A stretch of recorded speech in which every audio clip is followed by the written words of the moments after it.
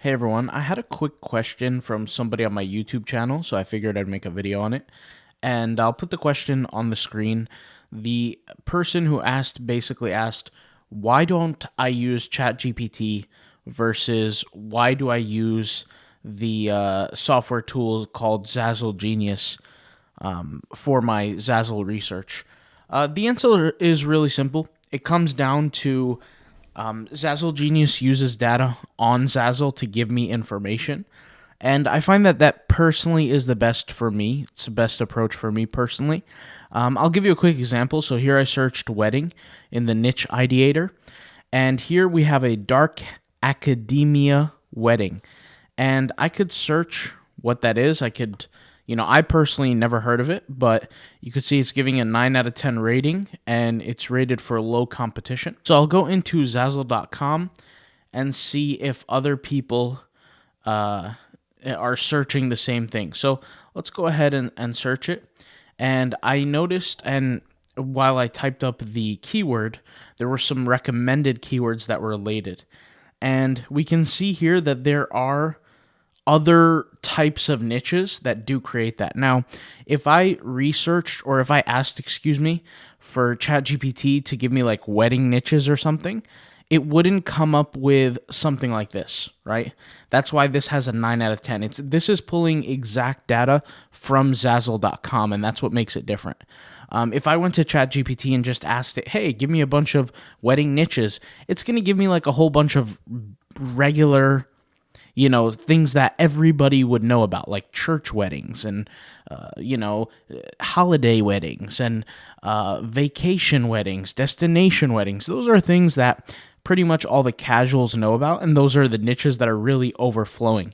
But if I create a niche, if I create products for this niche, now I can make a lot of money because I'm looking at this and there's really not as much competition as, for example, a destination wedding niche, right?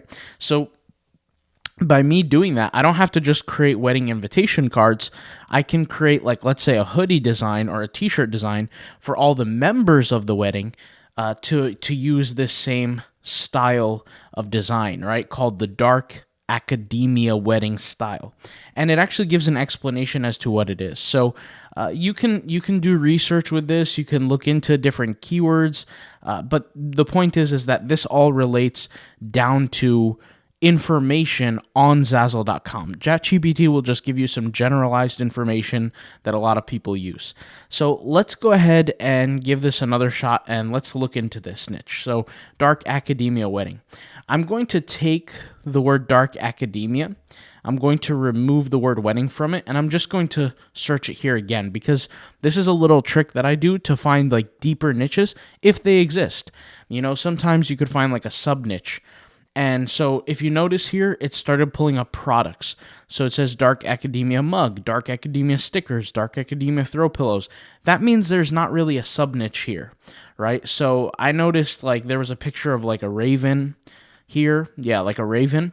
So to me, it's like, okay, there are people who are actually into this niche, and there are couples that are into this for whatever reason, and they want it represented on their wedding cards. Now, me personally, not my style, little too dark for me, to be honest with you, but that doesn't matter. Just because I wouldn't buy something doesn't mean that there are customers out there who wouldn't buy it. So to be honest, I never heard of this niche in my life, right? The tool produced it for me right in front of you guys. Not something, like I said, that I would ever go looking for or searching for or ever purchase a product that looks like this. But there are clearly people who like it, and you could tell that, once again, this niche is a smaller niche. The tool gave it a 9 out of 10 rating.